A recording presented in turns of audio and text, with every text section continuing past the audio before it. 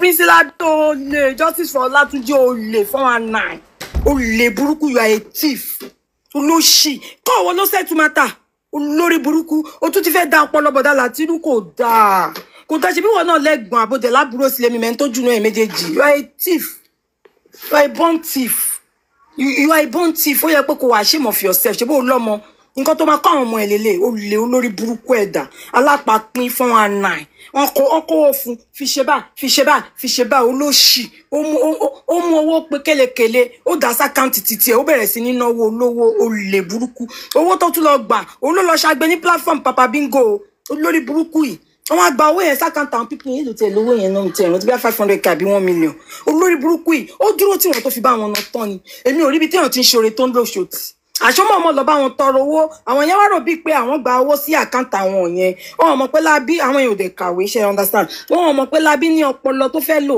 láti máa fi bá wọn náà ó dúró tí wọn ni tó fi ná owó yẹn tán owó tó yẹ pé wọ́n fáwọn ènìyàn lẹ́ni kan fi ṣe nǹkan lábí lè dúró tí wọn lábí ìka ni ẹ ò ní ṣe oríire ṣé torí èèyàn sọ̀rọ̀ ń gbà yẹn ò ní ṣe oríire máa lọ wá ṣò yẹn wá mo máa ṣé ó sọ pé ó ya wèrè ni ló sọ pé ó mọ̀ pé mi ti máa fi style fẹ́ kọ́lẹ̀ out tó lórí burúkú ẹ̀dá ni ẹ olóṣì ó wá rìkọ́dì gbogbo wọn lẹ̀ sódà wá lè pa wọn lẹ́nu mọ́ ìgbà táwọn láti ń cast out ńgbà rìkọ́dì olórí burúkú tó lọ gbé síta ò ní ṣe oríire àtọ́ lórí burúkú mama tí torí yẹn náà ti ń fẹnu já wáyà olóṣì olófo ọmọ ẹ̀yìn àlàwò olè àwọn olè alápapín owó olówó lẹ fi ń ṣe transportation owó olówó lẹ fi ń jẹun ní Nàìjíríà wọ́n ti fi ṣe yín ṣé tí justice ò bá dé ẹ̀ ní leave ni ẹ̀yin lẹ́fẹ̀ẹ́ da má jà fún bọ́dà Láti ẹ̀yin olófò yìí ẹlẹ́fẹ́ dọpọlọ bọ̀dá Látìnú ẹ̀ ní ṣe oríire ẹ̀yin olórí burúkú somebody yìí ṣó ò gba ẹ máa lọ gbé sókè padà ẹ kú mọ̀ pé blọọgì ò tí ì go far ń gbà yín wọ́n á lè mọrú èèyàn tẹ́ jẹ́ kò ní da fún gbogbo yín ẹ̀yin olè yìí olóṣì tó bá gbé bàbá lọ ń wá fún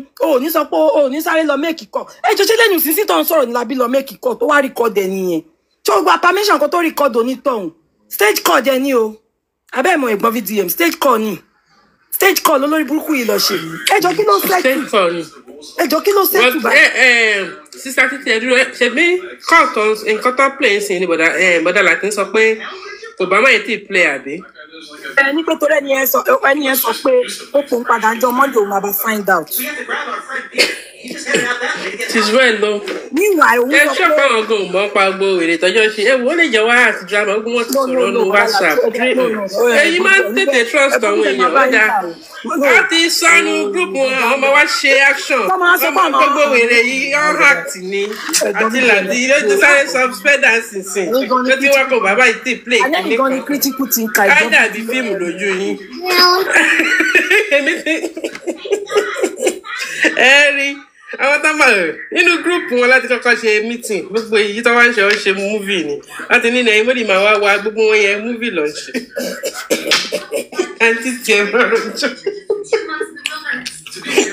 fún ẹ Balógun ẹ bá mi Ọlọ́run yọ ẹ tí mọ̀ mi bóyá mọ̀ mi G-Baby ti sún ọba ti block wèrè ẹ dànù Josie have followed Grace filẹ̀ ló burú olóṣì kálọ face business wa kí ni wèrè ẹ ṣe bí olóṣì ni ẹ wèrè aláṣọ bọ̀dọ̀ ọ̀dẹ̀ kálọ fún wèrè ń Balógun exactly ẹrú ìwọ́dápẹ́rú ni ẹ ìwọ pẹ̀lẹ́ ń Balógun òkè ẹrú ni ẹ lóòótọ́ ẹrú náà ni ẹ ò parọ́ olórí burúkú olóṣì ẹrú Yọ̀mí ẹ máa campaign fún Yọ̀mí káàkiri kí Yọ̀mí máa lọ mọ́ yín lára kó fowó yín kọ́lé kó fowó yín ralẹ̀ kó fi kọ́ òtẹ̀ Yọ̀mí ó yá máa gbádùn tiẹ̀ wo iye yín ò ní sọ lórúkọ Jésù iye yín kò ní sọ ẹ máa dáwó kú ni títí mi ò ṣépè fún yín tó ọwọ́ yín fi máa kàn ìsàlẹ̀ àpò tọ́wọ́ yín máa ti ń kọ ìsàlẹ̀ àpò ojú yín máa lẹ́yìn wèrè yìí ìwọ ológogoro tó wá kọ́mẹ́ǹtì yìí olófò ni ẹ àtàtí bàbá Mohbad bọ́lẹ̀ ó máa wọ̀ lórúkọ Jésù àdàbí tó bá ṣe ìkẹta bàbá yẹn nìkan àdàbí ni mo sọ o àdàbí between me and you tí ò bá ṣe ìkẹta bàbá yẹn òun nìkan ni tí ò bá sọ̀rọ̀ bàbá yẹn láburú èmi àti ẹ I'm facing you right now olórí burúkú dis Balógun Olúwaṣẹ́gun torí pé Olúwa ò ní ṣẹ́gun fún ẹ between me and you tí ò bá sọ̀rọ̀ bàbá yẹn láì dá lẹ́yìn nìkan láàrin mi àti ẹ olórí burúkú ẹ̀dá lóòní wọ bàtà tọ́bọ́ ẹ̀yin olófò lóṣì ẹ̀yin olè ẹ̀yin ọlọ́kànjúà ẹ̀yin aláyé bàjẹ́ táyé yín ti bàjẹ́ ayé yín ti gíràn Yọ̀mí ó ti fi òyìnbó ó ti fi kó lórí burúkú yín lọ́bẹ̀ lọ Yọ̀mí máa báṣẹ́ ẹ lọ jígbówó àbí kí ló pè of J4M kí ló pè ń gbà yín nú. Jígbówó of J4M Yọ̀mí tẹ̀ lọ. Yẹ̀mí o, máa bá tẹ̀ lọ iṣẹ́ rẹ̀ mà dá wà lọ́rùn. Odógún. Odógún ọ̀dẹ fún ẹ. Odógún fúnra rẹ̀, Odógún olè, Odógún lọ sùn sí. Báwo tẹ̀ ní mọ́mí lérí ṣe pé ó nù lọ sùn sí Lonely Road, Lonely. Odógún lọ sùn sí highway. Ẹjọ́, mọ́mí ẹ̀gbọ́n BTM, ṣé àwọn òkú ni Odógún lọ ń ṣe protest fún lóru? Ẹ mọ̀ pé àwọn ìyá kófún ló ń kó jẹ. Àwọn ìyá òṣòro ìyá ló lọ ń ṣe fún lórí mi. Àwọn fẹ́ dá nǹkan sí ọkọ̀ dùnú ká dá nǹkan sírọ̀fù. Ẹjọ́ ká gbọ́wọ́ rẹ̀. I think it's ti padà sí. Wọ́n tó mi ṣe ń láì kìkì ní ọdún máa pè. nobody is against. Ó tún ti padà. Ẹjọ́ tó máa fọwọ́ dẹ̀ díẹ̀. Who meets me? Nobody meets you. Who meets me? Nobody is against the movement. The things you're doing in the light is okay, but there are things that when people are looking at, okay, Ellen survive, Mr. Lati has a right to feel that this is exhausting. I want by Ellen stop pay by, Ellen stop pay by, and that.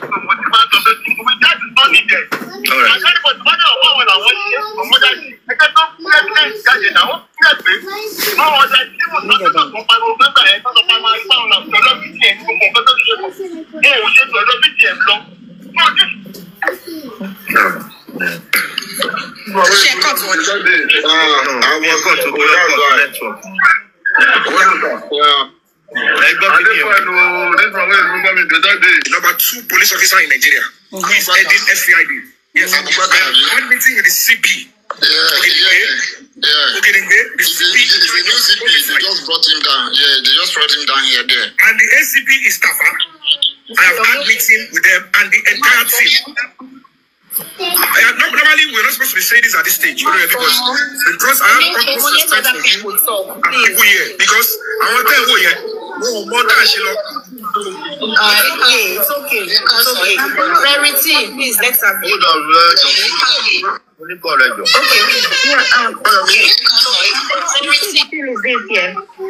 From our experience, can you repeat that again? Can you come again? Can you come again, please? Come again. Hello, can you hear me? Can you come again, please? Yeah, I can hear you. Okay, yeah. I said we really need to be careful. Because you see, whatever Mr. Yomi is doing at the moment, he's not bringing it to the public, unlike before. So they don't even know what is going on. They don't know they cannot sabotage this right now because they have less information.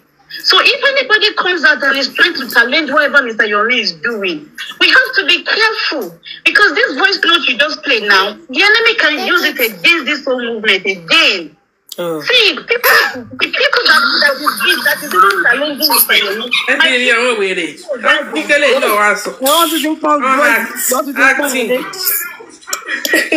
Ṣẹ́rí nínú gbogbo àwọn olórí burúkú ẹni tó rí ẹ̀ dàrú jù Kid Boss lèmi tẹ̀rọ pé rí ẹ̀ dàrú jù bọ̀ mo mọ̀ pé yẹn mọ̀ nǹkan tó ń ṣe fẹ́ fẹ́ yọ mí bóyá méjìlélẹ̀ àbí whatever tó péré yẹn náà bóyá ọ̀nà tó wá fẹ́ fọ́ ọ̀n dẹ̀ sọ bó ọ̀nà dáadáa bá ọ̀nà wọ́n ní ni èmi kọ́ mo sọ bẹ́ẹ̀ méjìlélẹ̀ o because I know you want to come for me. I'm not the one who said it o, someone said it ni o. You said you are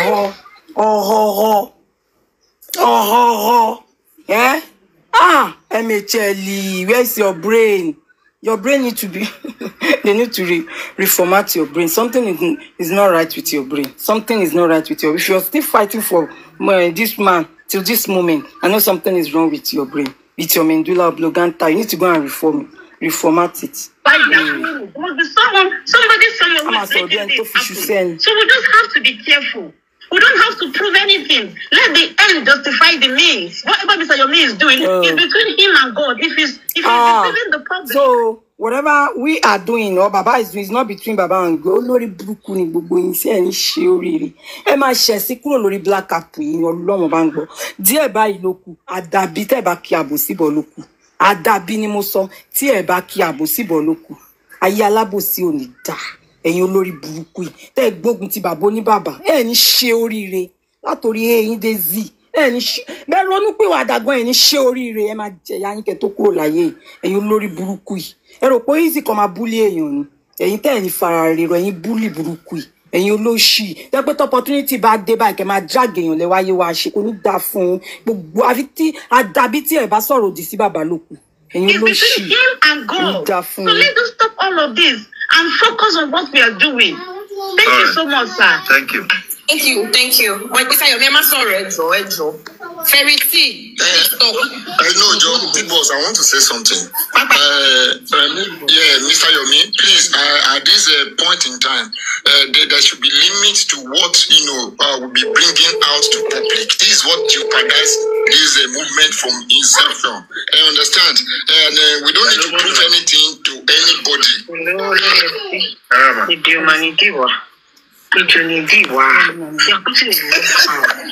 Conversation. Aditi, ṣé o ti ń yé yín?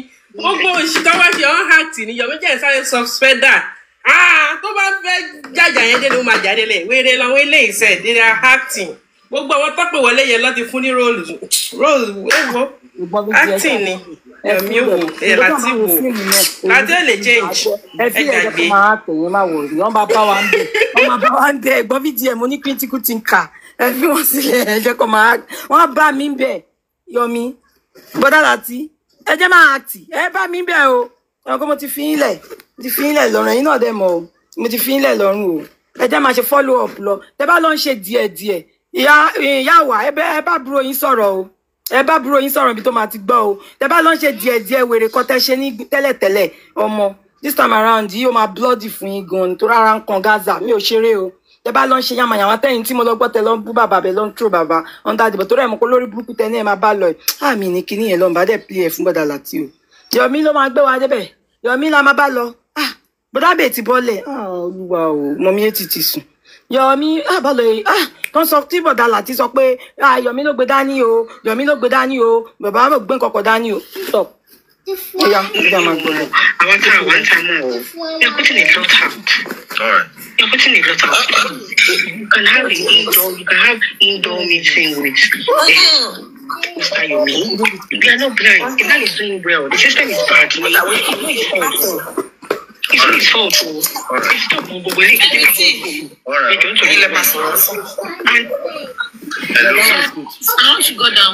I want to go down. And this is the same thing I'm saying, right? You can be transparent behind with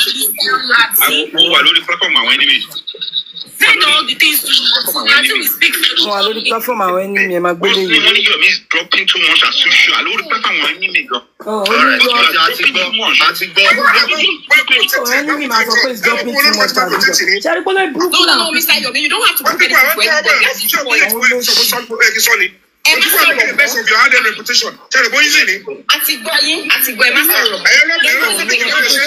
English is hard. As money, everything, not see Mr. Lassie. He will do it. Thank you. Verity, please. Verity, please don't go back home.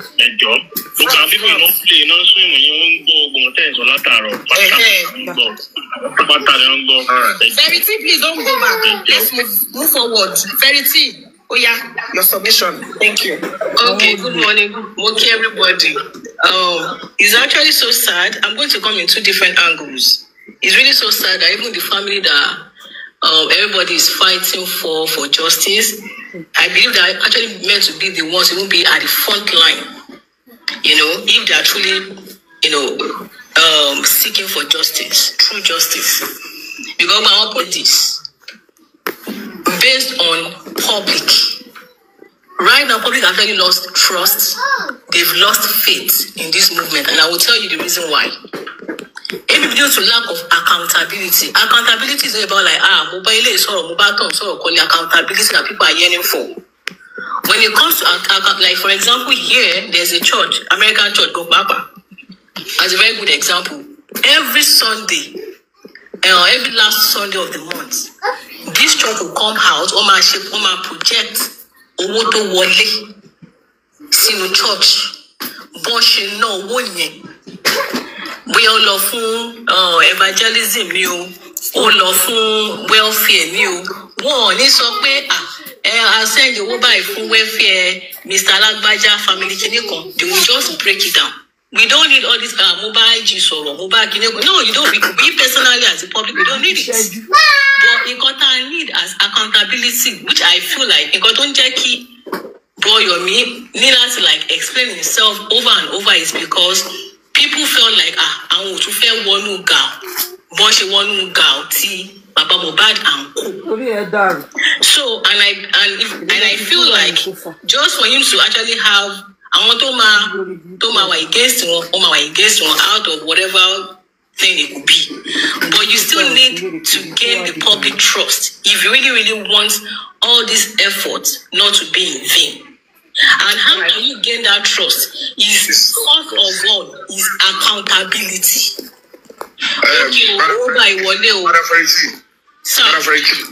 Now this is where you always get it wrong. Call on Dawa.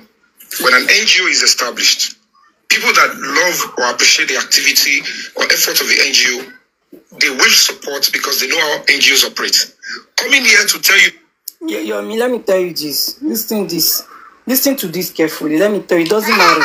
Hey, package. You are a liar from the pit of hell. And you are Ologboju. You are only trying to gas it off. You are a thief. You need to go and bury your head in sand. I'm telling you this. And I'm telling you the truth. You are not being transparent. You're only using this justice for Mohbad for your source of income. You have no other source of income. Only Obun, Yobamani, Obun, Jewo, Kinikon, Kindasho Bue, Olori Bruko, Daniel Yomi to Bank Bomb. Only Shiori, but you going down people in Igugoi. To send Daboda Latila, Mubote, Boda Latigon, Badun. You have to stood your ground. At least you try your brother. Try dear Latin that need to try but dear because it's your platform. Get the boss show Yahweh ni oni shiori to shake the platform about the Latilo. Lagata, you're there also, you were there. But when you are stay muted, at Olori Buruku Debi, only where kilo manka, no, a joking where a manka. Baby J, that is Hey, te ronile mo, onile tí onile. Ma ronile mo ẹgbà mi o. Ronile lọ́dọ̀ bọ̀dá Láti mo o. Nǹkan tó ṣẹlẹ̀ ni pé Yomi ti gba gbowó kó là kò fún bọ̀dá Láti 10 kobo. Yomi, ó gbé bọ̀dá Láti gogo. Bọ̀dá Láti náà ya ṣe kí ni ó ya no jáwọ́ nú ọ̀rọ̀ ẹ̀. Ole. Okay, this particular case that concerns everybody, it's not because you're asking for money. Maybe the thing gets wrong in here. And when you think your money is enough, you must equate trying to drag out or give people opportunity to ask you to divulge unnecessary information because it's absurd. It's because you see an NGO, to honest, to free, to read that interface. Normally, it's my fund previously. You can't be asking and you can't be talking about accountability with this kind of information. It's because you're still mixing it up. I appreciate every support the NGO has gotten. We have engaged in so many activities. Did you hear that? You all can see. Did you hear that? He said, even though it's nothing, I appreciate all your support, even though it's nothing. Did you all hear that? Terrible boy. The bangwa lai more. Obìnrin kò sí obìnrin tó lè bá kíni burúkú kò sí obìnrin tó lè bá gbé. Even though it's nothing. Even though it's nothing tó ń sọ lórí burúkú ti fẹ́ gba 200 million. Mi ò ṣeré o. Ẹ rántí pé 40 million lọ ní kó ṣàkáǹtì ẹ̀ ń jọ sí kó ń ṣe lórí burúkú ìlọ́mọ ẹ̀kú olórí burúkú yìí o. Tó jẹ́ pé wà ló fi ra tíkẹ́ẹ̀tì tó ń travel kò ní dá fún ẹ. Gbogbo láyọ̀n tó ń gbà nǹkan. Gbogbo ẹ̀ ló máa ṣe accountability fún kò ní yẹ. Olè. Ọ̀fọ́n. Alọ́kó lóhun kígbe máa lọ wá orin yẹn wá máa kó picture ẹ̀ sí olórí burúkú ẹ̀dá. Àbí torí pé àwò kì í ṣe fracas ká máa ṣe ògbó mi nǹkan mọ́ gbó Ọlọ́run. Pẹ́pọ̀ mọ́ mi lè gbé orí ẹ̀ sórí ológbò ni. Olè ni ẹ Yomi. You are a thief. Olè. Ọ̀gbágbá ni ẹ. Ó yẹ kó lọ yẹra ẹ wò please. And you have a son. Tó fẹ́ kọ́ ọmọ ẹ náà máa jalè ni. Yomi, wake up. You are a olè ni ẹ jẹ́ máa sọ ní Yorùbá lóyìnbó. Olè 419. Olówó nǹkan ṣe sọ̀rọ̀ ààrẹ ó jẹ́ lọ gba star ẹ̀ padà lọ́wọ́ wèrè Ìyábọ̀ tó gbé star ẹ̀ lọ lóṣì. Ntí náà yìí mo náà fi sọ pé wọn náà ti jí star òun ó ti jí brain òun nìyẹn. Olè. Abosini, you are beginning to see things to evolve. Accountability, but we are getting it close to the family members. We are getting them to... But when they were asking Baba for an accountability, you were there making mouth. To the extent that you said they're supposed to give you power of Anthony. The money in GoFundMe supposed to go to your NGO. Olórí burúkú. Bàbá ní ká gbà wọ́n sókè. Olórí burúkú olè. 419. Yomi olè. Àjẹ́.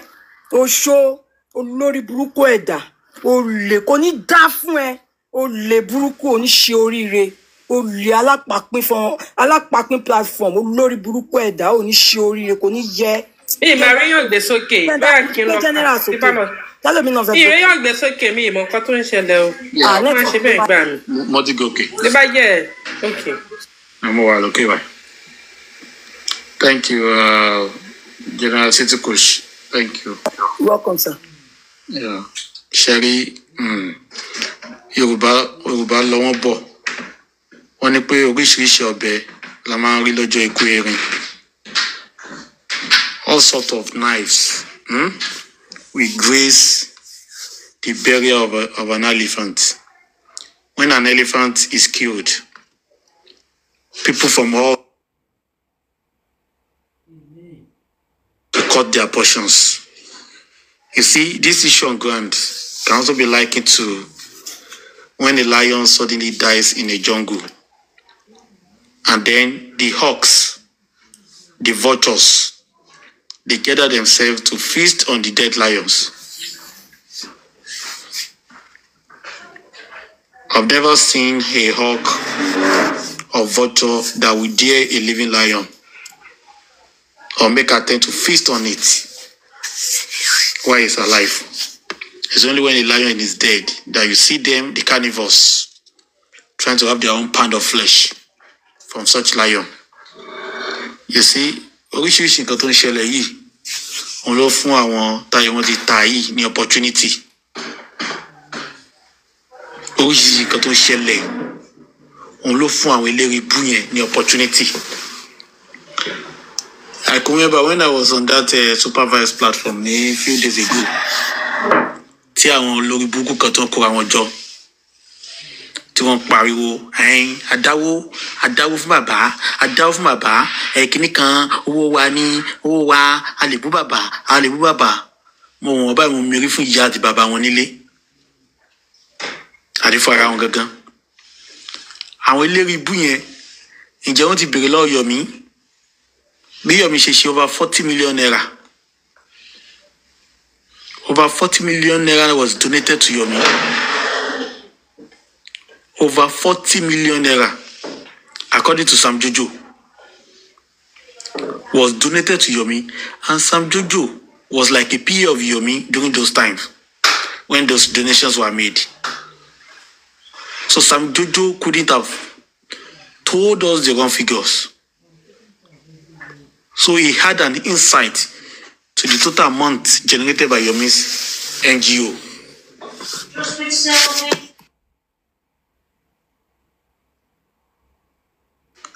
Yomi changed, when Yomi wanted to collect money that time, Yomi changed her name from Yomi Fabi to Break the Silence when he knew that money was about rushing into that account.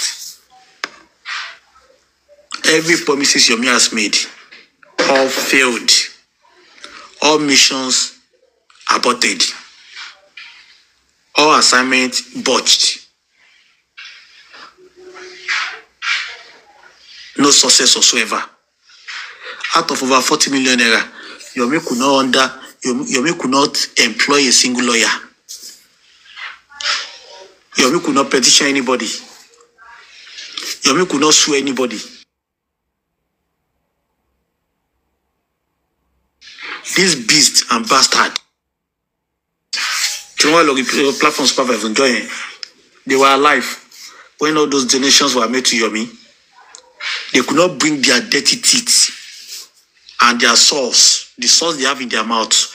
They could not open their gutter's mouth to tell Yomi to use the money donated into his account to sue people. Those bastards kept quiet. They could not ask Yomi for accountability.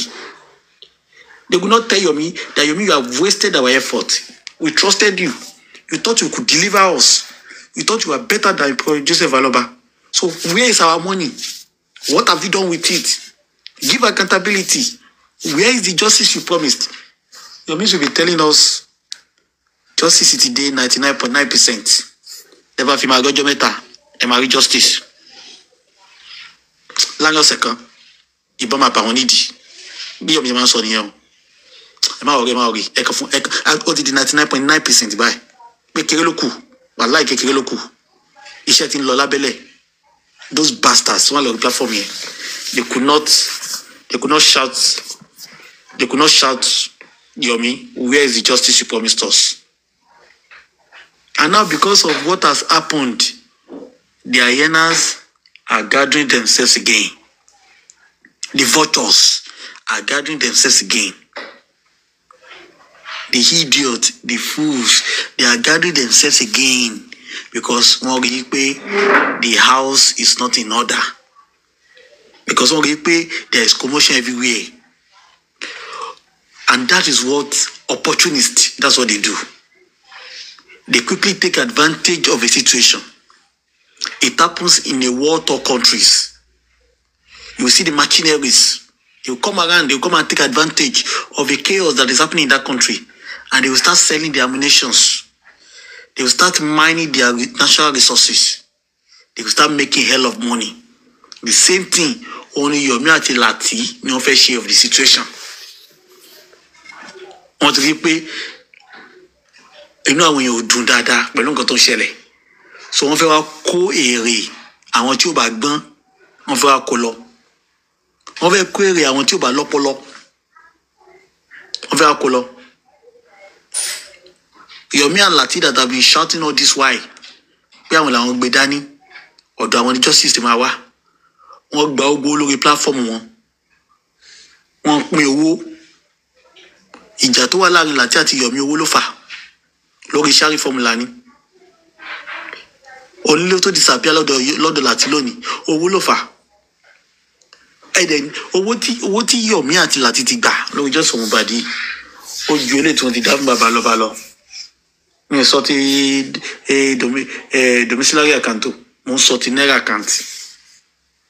So when you are talking about accountability, Yomi àti Lati lè kó ṣe accountability. Owó tí wọ́n gbà láì ṣọmọ olókù níbo ni wọ́n kó yẹn sí dòní lónìí? Kí ni wọ́n fi owó yẹn ṣe? Yomi táyé ti ta tí ò níṣẹ́ tí ò lábọ̀. Ó gba owó sínú GoFundMe ẹ̀ tán. Break the silence. Wọ́n béèrè for accountability. Ó wá lọ change account padà sí Yomi Fabiyi. And you see how the God láti padà lọ síta. Ẹ máa sọ fún yẹn pé ṣé mi lẹ fún lówó ni? Ó ti change ẹ̀. Ó di change owó kan kó ní break the silence yìí. Yomi Fabiyi ló tún wá ń jẹ́ báyìí. Bóyá gbà tó bá tún ti fẹ́ bẹ̀rẹ̀ láti máa gbowó báyìí, á tún dá padà sí break the silence láti fi gbowó. So á tún di gbowó tán, á tún dá padà sí Yomi Fabiyi. Mi rí owó lórí burúkú bíi ti Yomi yẹn rí.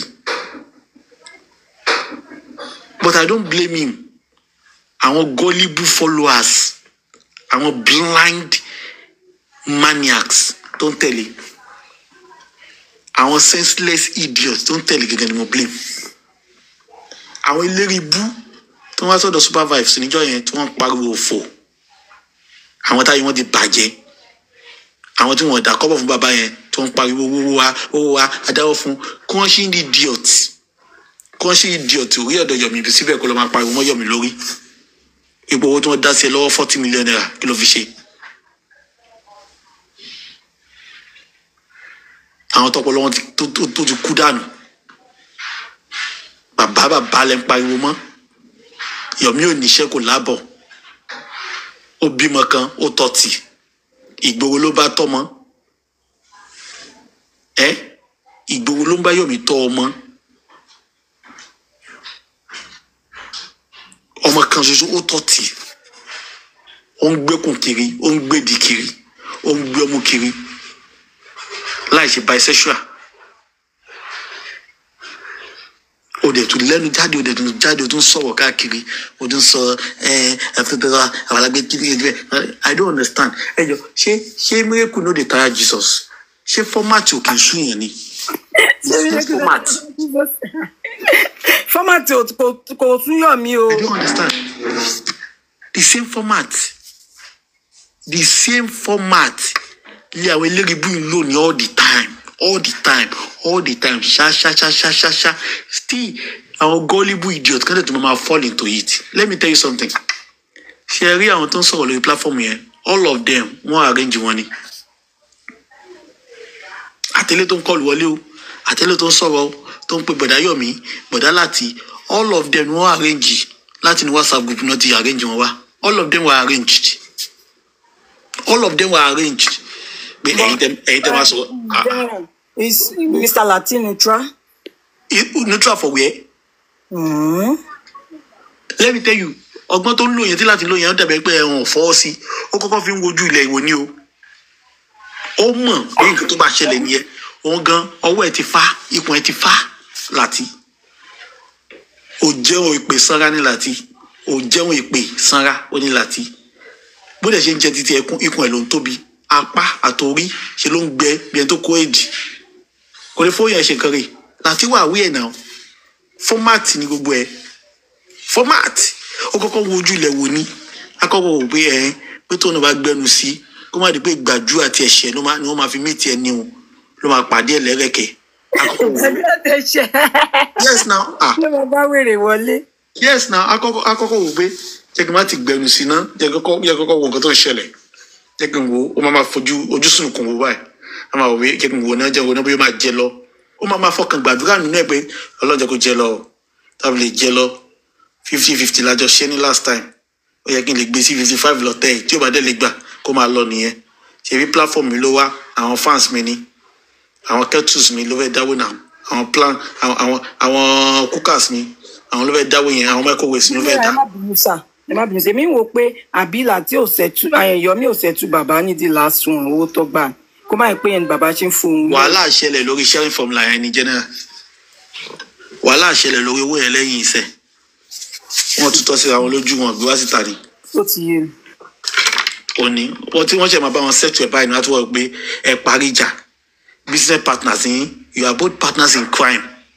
Ẹ̀ parí ìjà. Ó lè ló mọ̀ ṣe ó lè tọ̀. Ìwọ ń gbéwúrẹ́, ìyẹn gbádìyẹ. The same thing lẹ́jọ́ ń ṣe. You cannot come out kó máa pẹ́ nìkan ní olè agbéwúrẹ́, òun náà máa pẹ́ ní olè agbádìyẹ. So the best thing you can do ni pé ẹ fọwọ́sowọ́pọ̀. Àwọn tọpọlọ wọn ti kú yẹn, ẹ kó ọpọlọ wọn sínú àdògán, kẹ jódó mọ́, ọ̀kẹ́ dáná sí. Format ni gbogbo ẹ̀, wọ́n ti jọ sọ lẹ́yìn. Bó ṣe ti máa gba owó tó máa disappear. Owó iná ní ṣá. Ìgbà tí mo rí Yomi tó ti lọ sùn sójú títì mo ti mọ̀ pé àtúndìdé ẹ mọ̀ pé. Ó ti sọ́ǹtì sí i tóun lọ ń sùn sójú títì tóun lọ ń jẹ ẹjọ́ sáwọn òkú ni Yomi lọ ṣe justice. Kí ni mo sọ fún yín? Inú ọjà wà bẹ́ẹ̀ wèrè ògbà bẹ̀ lọ ó ti sọ́mọ́rọ̀. Kí ni mo sọ fún yín? Ṣé ẹ rí? Ó dá ìgbà tó wọ́n fẹ́ ṣe election Nàìjíríà ni. Tẹ́ bá ti rí àwọn politicians yẹn tó bá ti ń jàgbàdo kẹ́ni mọ̀ pé wọ́n ti ń bọ̀rọ̀ bọ́ nìyẹn. Tẹ́ bá rántí àwọn politicians tí wọ́n bá ti fẹ́ ṣe election òun máa ń mọ̀ pa alágbàdo kan wà lójú títì ni wọ́n lọ máa jàgbàdo. Ìgbà tí election ti dé wọn lè rí iná alágbàdo. Ṣé máa rántí pé church wa? Níbo ọ̀tún máa ti gbé election dé báyìí kán lọ máa jàgbàdo lókù bí Yomi ṣe ń ṣe nìyẹn. Ìgbà tó dín sùn lójú títì yẹn mo ti wò pé tí mọ́tò bá dẹ̀ pa àwé dẹ̀ máa fẹ́ fi kíní afẹ́ fi ganu sí ni o.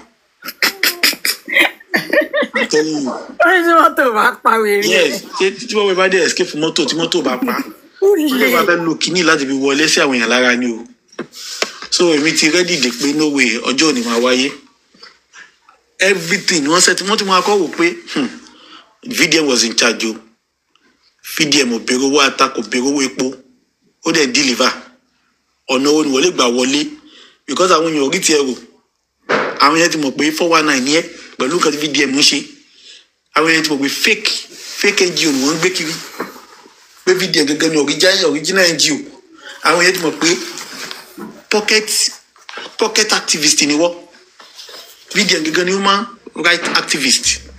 Wọ́n ti kọ́ jókòó wọn àti expander yẹn. That useless expander. Ẹ tó yẹ kó máa pè rẹ̀ ní reducer. Tó yẹ kó máa pè rẹ̀ ní screenshot.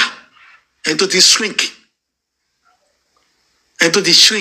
Tó ń pè rẹ̀ ní expander. Níbo ló expander jùlọ?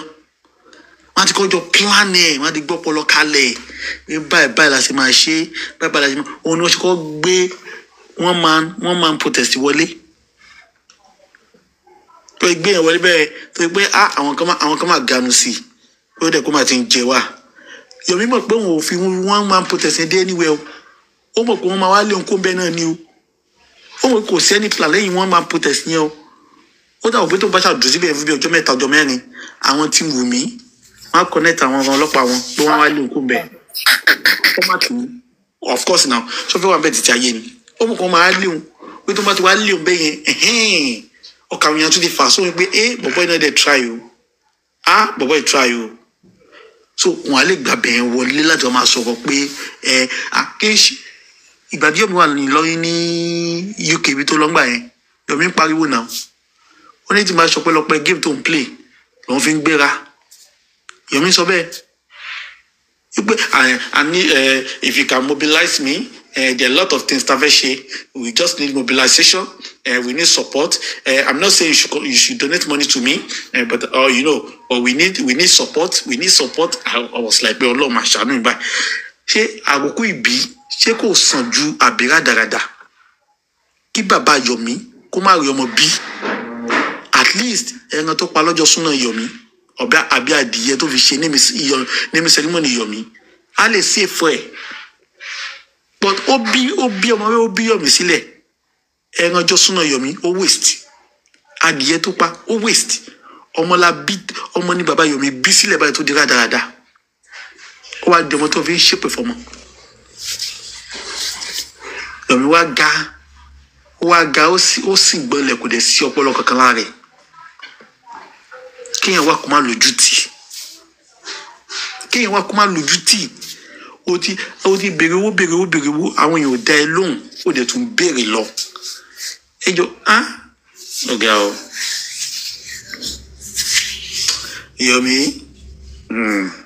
kò ní ìtìjú ẹyọ kan bá mi tí ní kankan Ọlọ́run mú wẹ́dà tó dáa wọ́n máa fi parí iṣu àlejò báyìí ṣe ló yẹ kó sọ pé lé tó lọ títí ẹ̀ ń ṣe bẹ́ẹ̀ dáńgán ló máa takú fídésù lọ́rùn. I'm telling you àló sọ pé máa kú síbi àló sọ pé Tinubu ló máa gbé nǹkó níbi wọ́n máa protest tó ń ṣe yẹn níjọ́ yẹn ó ní ibẹ̀ ló máa kú sí nǹkan tó sọ tẹ́lẹ̀ nìyẹn. ṣebí lẹ́tà tí Tinubu kọ sí tó ló kọ sóhun lọ ni kò fi wá kó wọ́n síta kó tẹ̀ sẹ́ni wọ́n ní kó yín bọ̀ sí ẹ̀ sí bọ̀dà gbé wọ́n ní Tinubu bóun sọ̀rọ̀ ẹgbẹ́ lẹ́tà síta àti kọ́kọ́ sí oníbọ̀dà láti ní pé lẹ́tà yẹn ni àwọn ń béèrè pé kó gbé síta. Tinubu bá sọ̀rọ̀ nǹkan tó sọ nìyẹn lẹ́tà yẹn ni bọ̀dà láti nǹkan tó fa ọgbẹ́jọ́ ẹwẹ́ yìí rèé. ó ní pé Tinubu kọ lẹ́tà fóun president. Ó ti yé mi. Ó ti yé mi Tinubu. abẹ́ ìmọ̀kan tó tún wá jẹ ní general ṣe ló máa kíní tó fi pe bàbá ló bá ń gba credit fún ló bá náà lòun ṣé wọ́n bá ní kó evidence ẹ̀ wá ṣé òkè ìwọ ni evidence òun ló fẹ́ jẹ́ wẹ́wẹ́ tó tó yìí ó wá ń sọ fún Bọ̀dà Láti pé ṣé Bọ̀dà Láti ni NGO ìgbà tó máa gbowó òbèrè pé ṣé òun lẹ́ NGO ẹ ti rí pé olórí burúkú yìí olórí burúkú olè ní bọ̀bẹ́ aláìmoore ó ti gbé wọn gbogbo ti gbowó ọwọ́ wọn tán ló lò sí ìtọ́gbàjọ sí 50-50 ló yẹ kó jẹ́ o ó yà fún Bọ̀dà Láti ó ká lábẹ́ ṣe ń wò ó fún Bọ̀dà Láti 20%. Bọ̀dà Láti bá bí Tinubu gẹ́gẹ́ ló kọ lẹ́tà yẹn àbí ọmọ Tinubu ló kọ lẹ́tà tẹ́ ẹ̀ má bí ẹ mọ̀ pé iṣẹ́ ọ̀ka Tinubu lára Tinubu dẹ̀ ní ọ̀pọ̀lọpọ̀ ìwé àti báírò. ẹ mọ̀ pé Yomi lọmọ ẹ̀ kú tí òun náà máa kọ lẹ́tà. Tinubu tiẹ̀ láti máa kọ lẹ́tà gan ní gbogbo ìgbà tó ti jẹ́ tó gbà ní gómìnà Lagos State lẹ́tà ló máa ń kọ ṣá ó láìsí lẹ́tà gan. àwọn yẹn ti tají lẹ́yìn mọ̀ràn bá ní òkè ẹ ṣe forward lẹ́tà yẹn sí Bọ̀dà Láti lẹ́yìn mọ̀ràn gan ò dá ó ṣàbúrú fún bọ̀bọ̀ tí ó dá. ẹ̀jẹ̀ àbúrò tẹ̀ tó wá lé Tinubu ní adwriting. Tinubu ní adwriting gan-an adwriting clear legible. president òun ò lè ṣe nǹkan tó bá fún òun pẹ̀lú anybody. Off mic kò gbọ́dọ̀ ṣe ẹ̀ síkìtì ayé ni kò gbọ́dọ̀ ṣe ẹ̀ síkìtì ayé ni síkìtì ayé ni kò gbọdọ̀ share kẹ̀ ó bóyá wà yẹn òun ló máa kọ́ ọ̀dọ̀ náà ló tún máa receive òun tún ní receiver òun ní send out the letter òun tún ní receiver àlọ́jọ́ tí Yomi ti ṣe WhatsApp ọjọ́ tí Yomi ti manipulate WhatsApp chat ọjọ́ ẹni mọ̀ pé ayé Yomi ti bàjẹ́ sí WhatsApp last year tó ń show yesterday tí Yomi dẹ̀ ń pariwo pé àná last year ló ń bẹ́ ní ẹ chat inú kẹ̀kẹ́ adẹ̀wò dẹ̀ show yesterday ọjọ́ ẹni mo ti ètì Yomi bí ọjọ́ ẹni mo ti ètò lórí búkú yẹn bí pé bọ̀bọ́ ayé ẹ̀ máa ti ta o ṣé dandan ni kó wá sọ J4M di mága ó wá sọ J4M di mi yahoo ni ó yẹ kó yá lọ sí yahoo plus ni bó jẹ́ Kóredé ló fẹ́ fi ṣògùn owó bó jẹ́ ìyá Kóredé ló fẹ́ fi ṣògùn owó bó jẹ́ ọ̀gẹ̀gẹ̀ fúnra ló fẹ́ fi ara ṣògùn owó kúkú lọ ṣògùn owó straight kó kúrò láàrin kó fi ẹ̀sìn rádaràda yìí sílẹ̀ ọkọ̀ ọgbọ́n yẹn tẹ̀jú sú mi olórí búkú bọ̀bọ́ yẹn olórí búkú ìdẹ́ ṣẹjọ́ ẹ̀ àwọn royalties thinkers àwọn ọlọ́fà àwọn wèrè rich grace. ó fẹ́ lo advantage yẹn ó fẹ́ fi wọlé sí wọn lára ìdíje wa. bẹ́ẹ̀ni orí pògiri ti lanu ó ti lanu nínú ó fẹ́ wọlé síbẹ̀. wọ́n fi sáré gborí sí olóṣì kò mọ̀ fáwọn yẹn iye wọ́n sọ bọ̀dálà tí bá ní ẹ̀wọ̀ kò yá àwọn mo ti fáwọn jàrá kan dáwó àmọ́ kókó ó ti káyọ̀ mi lára ó ní subject òun ti dragi olóṣì olè. wọ́n sọ pé káwọn lọ yanjú ẹ̀ ní inú green app bọ̀dálà tí wà ní irú ọ̀rọ̀ yìí kò tí tó ẹ mọ̀ ìyá olórí burúkú oníláyọ̀nù ọ̀run ìyá lówó ẹ̀jẹ̀ yẹn. Adéwùmí. àwọn ìrìnsẹ̀ Saheed Elegushi nìyẹn. lára àwọn tó bá yé kíní tó bá ti ń gbowó ọ̀fẹ́ ọmọ máa ìrìnsẹ̀ Saheed Elegushi nìyẹn àwọn Saheed Elegushi nìyẹn. exactly nǹkan tí òun dákẹ́ ọmọ gbowó lọ́wọ́ ènìyàn. àwọn eléré ibú nìyẹn àwọn tí wọ́n rán pẹ̀lú owó ẹ̀jẹ̀ Mohbad nìyẹn àwọn tó ń da justice ìlú gẹ́gẹ́ nìyẹn. Adéwùmí ni WhatsApp group ni ibẹ̀ náà ti jọ ń discuss everything. Olórí burúkú Adéwùmí yẹn tí láti bá ti bú bàbá ló máa ń fún ní gift. àbí ìlú òyìnbó kọ́ everybody wà kí wọ́n máa náwó tí wọ́n náà kú náà mo lè tí ń rówó ṣé òun ṣe owó ẹ̀jẹ̀ ni. Saheed ló gbówó fún wọn wọn lówó fi kọ́ wọn. tó bá wà ń bí kò máa gbọ́ yìí onífraka ìyá òfò. Saheed ló gbówó fún wọn láti tẹ̀. kò ní yẹ yóò fò wàá máa fi petition wàá máa fi dẹ́rù bá àwọn èèyàn. owó ọ̀pọ̀ ti justice wa kò ní dáa fún un. ayé ò ní dáa ta ló máa fi petition dẹ́rù bá kò ní dáa fún àdì petition. olórí burúkú orí ẹ̀ bú Elegushi ló ń gbó fún gbogbo àwọn olórí burúkú yẹn ilẹ̀ 500 million naira ó ti máa tà mí gan báyìí ibẹ̀ náà ti ń rí owó yẹn bẹ̀ ọ̀nà tí ń tó ń gbé fún wọn yẹn owó láyọ̀ owó gbogbo ẹ̀ owó ẹ̀jẹ̀ ni gbogbo wọn ná owó ẹ̀jẹ̀ Elegushi kan ti náwó gan ó ti náwó lọ rẹpẹtẹ. ìnáwó tó dodo àyọ irọ́ ló dẹ̀ pa irọ́ ló pa burúkú àìsùn àìwò wa ó máa béèrè lọ́wọ́ ẹ̀ àtẹ̀mágbájọ́ sísè ó dẹ̀ máa lọ sẹ́wọ̀n kò sí ò bá lè jẹ́ ọba aládé olórí burúkú kan kò yí ó máa lọ sí ẹ̀wọ̀n ó máa lọ máa fẹ̀wọ̀n gbára ọlọ́run ẹ̀yin olórí burúkú yìí ẹ̀yin àjẹyìn ìkà yìí ẹ mọ ológun ọmọ ẹ padà tó bá dásìkò tẹ́yìn náà máa fẹ́ sinmi láyé yìí bọ́lá ń ṣe máa pa ọgbà ọmọ yín dànù ọlọ́gbọ̀n wọn lógo tó ráwọn ọmọ yín ò kú lógo ọlọ́gbọ̀n wọn lógo bọ́lá ń ṣe máa pa wọn dànù ọkọ̀ bowó lé ni wọn lógo òṣogo yẹn ẹ lè fi compare ògo Mohbad náà natural ògo ti Mohbad ọmọ tí ò bowó ń lé tọ́lọ́ wá boost ògo ẹ̀ tó tó yẹn ẹ̀yin olórí burúkú ẹ wá dá ẹ̀mí ẹ̀ légbodò fún bàbá ẹ̀ kò ní yẹ yín ojú àpá ò lè dàbí ojú ara náà kò sí nǹkan tí bàbá yẹn lè ṣe kò sí nǹkan tó lè ṣe ojú àpá ò lè dàbí ojú ara kọ́ gbòdìndín ọmọ lọ́wọ́ yàn ẹ̀yà wèrè ni kò ní yẹ yín kò ní yẹ ìwọ lórí burúkú olówó ẹ̀jẹ̀ yẹn tí wọ́n gbọ́ pé fúlàtí lówó ń gbà ẹ̀yìn ẹ̀ tó máa pè wọlé tóun náà máa ṣe bí ọ̀dẹ̀ ṣé ojú ò ti mọ́ ń sìn ṣé láti ọ̀sán mọ́ ẹ pé kò gbẹnu ẹ̀ sàn lé ni mo rò pé ò supply owó mọ́ olówó obú tó ń ṣílẹ̀kùn fólè àwọn aláyé bàjẹ́ bẹ́ẹ̀ ṣe bá gbogbo nǹkan yẹn máa fún 500,000 1 million aráàlú òyìnbó tí ò rí 1 million rí kéèyàn kan má rí 1 million rí mi ìríwọ̀ ẹ̀rí láyé mi wọ́n máa fi 2 million fi 5 million èló wá nìyẹn ní dollars ìlú nìyẹn ní dollars ẹ máa ṣe bí ẹni tí ò rówó rí tọ́pẹ́ tó bá ti ń fún lówó tó ti ń fún yín tiger orí burúkú tẹ wáyé wá gbà ẹ máa jam talk ẹ máa bẹ̀rẹ̀ sí ní throw bàbá under the bus ta ló ń wọ́n dàbí Yomi ló gbé dání ó máa dùn mí o mọ mi yóò ti lọ save kí ni máa dídí ìgbà sórí fóònù àsìkò tí mo máa ní àsìkò tí mo máa ní ìdí ẹ̀ lélẹ̀ Yomi ló gbé dání o Yomi ló ń ṣe o Yomi ló ṣàgbà Yomi máa bá lọ o. olórí burúkú Yomi ni máa bá lọ o Yomi ló gbé dání o àgbẹ̀kọ̀ platform mi Yomi ẹ̀ máa bá lọ. ìsàlẹ̀ ṣé kò yẹ pé ẹ dáwọ́ fún Yomi ṣá tọ́wọ́ Yomi ò ń ka yín lára èmi ti cast ẹ̀ tipẹ́tipẹ́. èmi ò ń dáwọ́ ibú bẹ́ẹ̀ ni èmi tí mo ti rí Yomi dápọ̀ mo ti mọ̀ pé ó lé alákàdá ni láti. ìjọ tó ti lọ ọ̀dọ̀ bíjì tó ti ń wá èmi mọ̀ yìí tí bíjì ò jẹ mọ́ ẹ ti ṣeré fún mi rí èmi ní olóṣì ní bọ̀bọ̀ ìfọ̀ 419 check Vengeance page okay ma olórí burúkú olè èèyàn máa rán wọn létí ni mọ bí bọ̀bọ̀ ìṣe máa ń lẹ́nu ṣá bọ̀bọ̀ Yomi tó máa fi òyìnbó lórí burúkú kan fi kó wọn lọ́bẹ̀ jẹ tó máa fi kó ẹni pé gbogbo bẹ́ẹ̀ ń sọ̀rọ̀ lẹ́nu tẹ́ bá wo countenance bọ̀dá láti wọ́n sọ pé mi ò bá yìí ẹ̀ ó tún padà sórí ọ̀rọ̀ yẹn máa bí ẹ̀ fún general sí nǹkan tó bọlẹ̀ àná tó bọ̀dá yẹn sọ pé òun ò bá yìí ẹ̀ lẹ́tà tó ní pé bàbá fi dẹ́ lóun lọ mú wá nǹkan tó béèrè nìyẹn ó lóun ti wá everywhere olórí burúkú lóun kọ Vanguard kọ Punch ni kí ló kọ́ wá pẹ̀lú Vanguard ọ̀run ẹ̀ṣẹ́ wọ́n wà lára àwọn tó ń tó Nàìjíríà wèrè olóbú. ọmọ yìí wọn fi gba èpè owó tó kàn gbà yìí owó tí ò lè là I don't understand kò tí ọwọ́ tó gbà.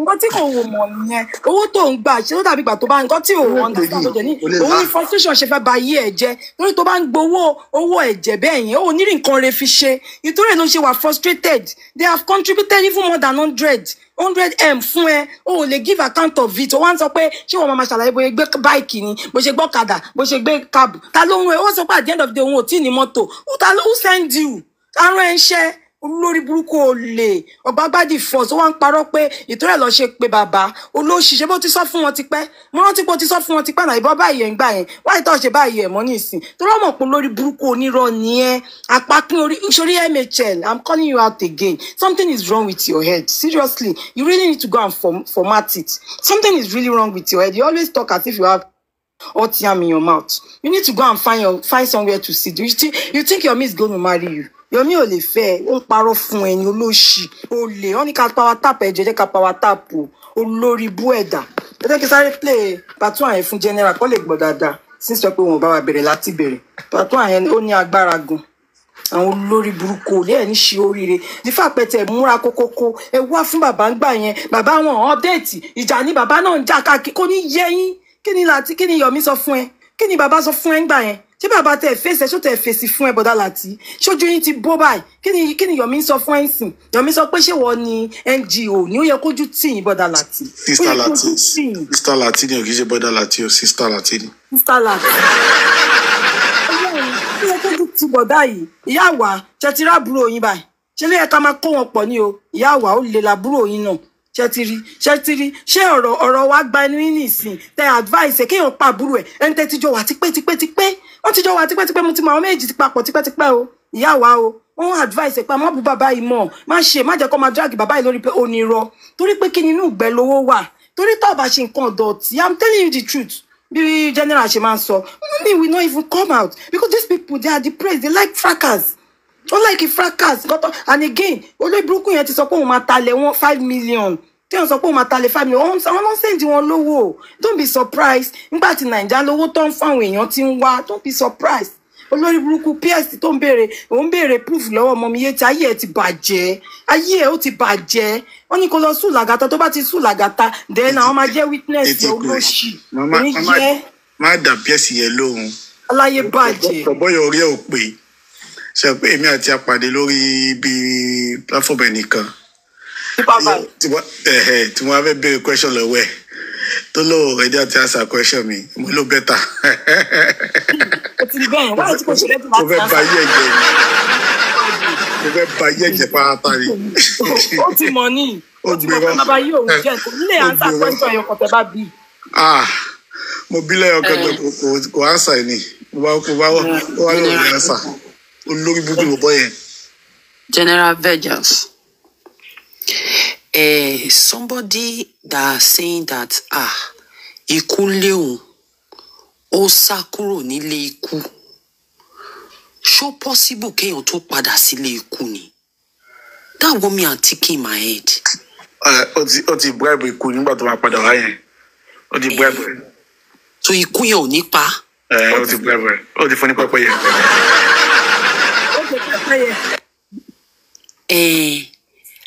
the same person that saying that if the House of Representative, if they see him talking, they will know he taking the matter is serious.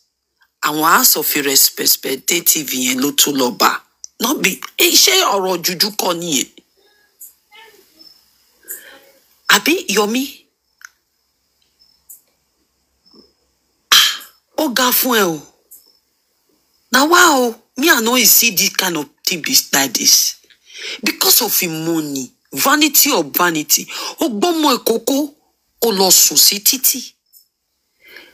Oh, that child did not go forgive you. Tori, this is what we'll never forget. Take gbogbo abati gbagbe. Nobody will forget it this matter. Mama feel what they will do to that small boy. Ah, wani babe ye, ule ni babe. Ishe ni babe. This is a broad day 419. Broad day 419. You think that this city could pay. Ba mo she fe she owo wa ni je for emi. Àwọn people in no ba mo she fe make. Let me tell you something. You see, this guy, he be sitting down thinking, ba no she fe sọ̀rọ̀ ọ̀rọ̀ ilé ayé òun báyìí. This city no movie again. Wọ́n gba ti tòun mọ́. How can he popular in the thing? That I started. Me, I think he a better person. Me, I think he's a better person. Me, I say thank you for journey justice for mobile. The next city, he telling me that the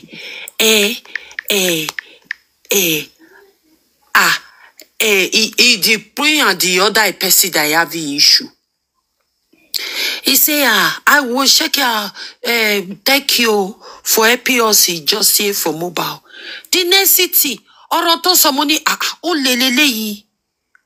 You think you want to make gun celebrity over every no buzara good. Wait till be the Oroto so.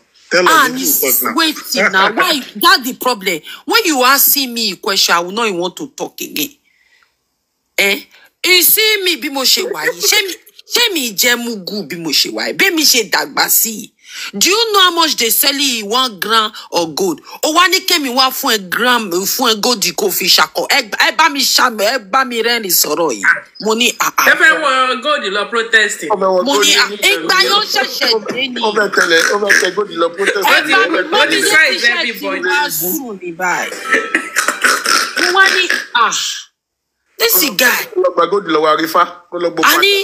Any suru. Money Mama fisha confusi labadodo. Money Shele ro boya mi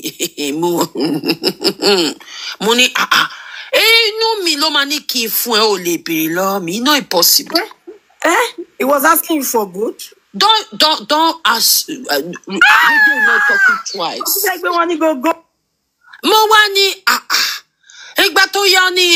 Noble, are you can you please send me a picture? I say send you a picture. Mommy, where is the mommy yeti? Why is she sleeping? The matter. Money said Mowani Shele Roboya. Me and all those women abroad that somebody will come. I be this business I do over 23 years. I take it that the time was looking at oh Lenny Boboy. When he be doing good Timoto woman, don't judge a book by a cover. Don't judge a book by a cover. My children used to tell me, Mommy, don't you see a person like this? You just take it that. No, Mommy, no good. Don't you judge a person by appearance. I say, okay, I know you judge you. If you why go bring it a fee out. You understand? If you go bring it, how will tick in my head? He call me, he talk. You know the street, the guy brought the 419 do yours. You say, it's not that I see for money, because we need the money, my NGO, money, NGO, how? Ikaluwa, you say the matter, I will take in my head. You say that the House of Representatives. Olela ni Yomi. He know he letting you shaky. He will not allowing you to do this thing. You see the House of Representatives. He know he allowing you because of that. You know the matter go be the way it is. When you saying that, you now is saying that àwọn èèyàn that you carry to the place only pe kon fori like you now irony the first time you irony where you did this film kí lorúkọ film tó ṣe yẹn náà tẹ̀rọ mi létí film tó ṣe Mẹ́tọ́mi. Ṣé Mẹ́tọ́mi ni that film if you go and check the place ibi tó sá pamọ́ sí ibi tó sá ó jọra wọn mo ní ibi ọmọ ó mú wa ní mugu mo ní boy yìí ó mú wa ní wo wá sá lọ ó tún wá padà wá you are now coming back again abi this is not you. 3 of you to lead the charge tomorrow. You know what I'm saying? So you Onile àti Kid Boss Seun, those are the 3 of you that would speak if eventually there is need to speak to the house so that it can be taken seriously. Me talking or doing anything will not be kunini which be anything or yali formulate as in wait along spirit by leading. And luckily I'll send you the draft of the petition now, so read so that you can have an overview, so you can know how to the demands. So smart send draft here, check it. If you have any observation, let me know. Then the signed one, so that's it all down. If there is no need for removal or anything, then I will be so related, then give it to you guys as well. So immediately they might lead the charge, and it's you guys gonna be in front. You know what I'm saying?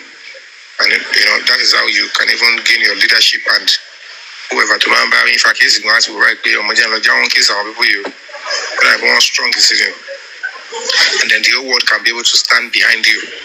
Even the court have been got whatever so it's there are no book. But if you made it better, So pause. My brother. Make I say a few things, I beg.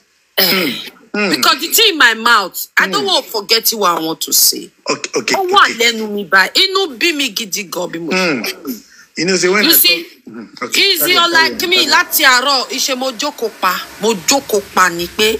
I want to be knowing people. Me o mo àwọn èèyàn. I want to be knowing people like that. It's anything mo bari ni mo. I don't really know people like that. When you play this in our tiki, I say